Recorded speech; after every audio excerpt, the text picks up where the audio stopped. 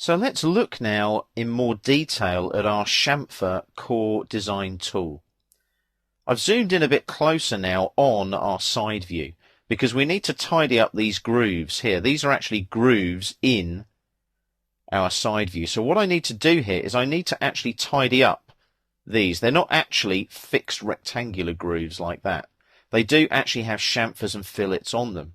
So we need to tidy up a little bit. Also, these corners here need a small chamfer on each corner as well.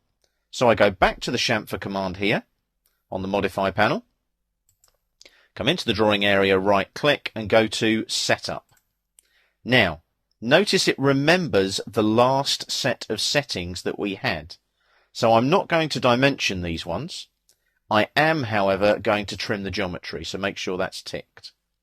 Now, first chamfer length, I can either select it from the screen by selecting an existing arc or circle perhaps, but what I'm going to do is just change it here. I just want it to be 0.5 millimeters. The second chamfer length adopts that as well. So I'll OK that now, and I'm going to select this line and then this line. So you'll see that small chamfer kick in there. Let's do the same on this corner. Click, click. Notice it stays in multiple chamfer mode. It does not come out of the command. Now if I right click to come out or press enter, it just opens up the dialog box again. If I click on cancel, it takes me back to select first object. In this particular chamfer command, it's also the same with fillets, you actually have to press escape to cancel the command.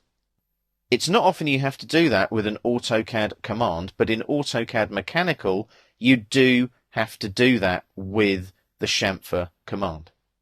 Now, one more set of chamfers to do, and they're on the outer grooves here and here. We just need to show a small chamfer on each one.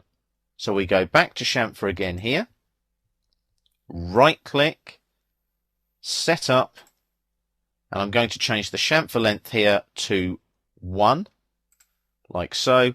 I'm not going to insert the dimension, but I am going to trim. So I OK that now. I click here and I click here. Notice there was obviously a line below that as well. I'll delete that shortly. Click here, click here. Again, there was a line there. Can you see that? Let's do the same on this side. Click here, click here. So you've got the same issue there as well. You've got lines there, extra lines. So I'll press escape now to come out of that and just delete those extra lines that I do not need. So there we are, they're gone. Delete those there. And then what you would do now, you'd obviously save your drawing and then carry on working perhaps on your fillets, your hatches, your contours, and so on.